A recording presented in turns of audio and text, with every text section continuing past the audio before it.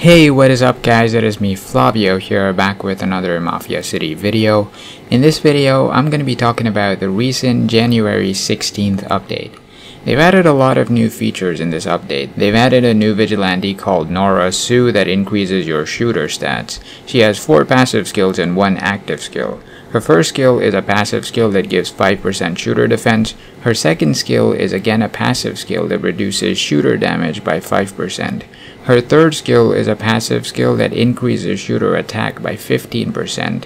Her fourth one is an upgradable active skill that increases shooter damage by 10% at level 1 and 30% when maxed out.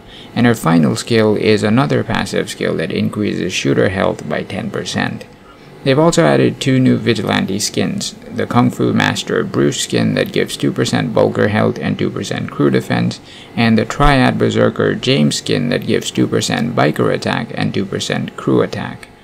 There are also a few new decorations, the Magic Koi Ops effect that doesn't give any buffs, and the Prince Neza combined Ops effect that gives 10% biker attack and 5% crew attack. There's the new Lion Dance Turf effect and the Spring Festival column decoration that do not give any buffs. And finally, there's also the Dragon Palace Shrine Turf skin that gives 5% crew attack and 10% crew defense when maxed out. They've also unlocked the level up feature for a few more babe skills, so now you can use your jewelry cards to upgrade even more skills. The family resistance and the family damage stats that players get from the family business investments will now also take effect in the underground tournament. They've also added a flip all feature for the Mafia card matching event, which you can unlock once you reach SVIP 10, and they finally added a migration chat for all the cities that are in the same migration group. So those were all the important features added in this update. There was also the relationship feature that they added during this update, where players could obtain hearts by getting resources or reinforcements from other players, and also by joining raids. However, there were too many bugs with that feature, so I guess they ended up removing that feature from the game, and they'll probably add it back very soon. There are also the Spring Festival events currently going on. One of those events is the Fresh New Year event, which requires you to synthesize gunpowder and metal compounds to make fireworks.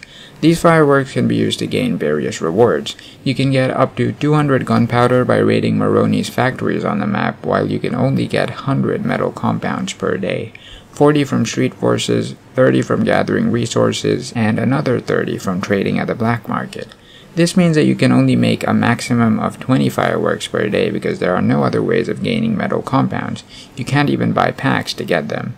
So it's definitely not worth raiding more than 20 factories on an average per day during this event. In my opinion, it's not worth even raiding a single factory because the rewards just don't seem to be good enough. There's also the Lunar Blessings and the Defend the Gala event currently going on that are quite similar to the Halloween events. I'd highly recommend checking out my video on the Halloween events if you want tips for those events. I leave a link to the Halloween event guide in the description and also at the end of this video. Before I end this video, I'd like to thank all of my patrons for supporting me. If you want to support me, there's a link to my Patreon in the description below.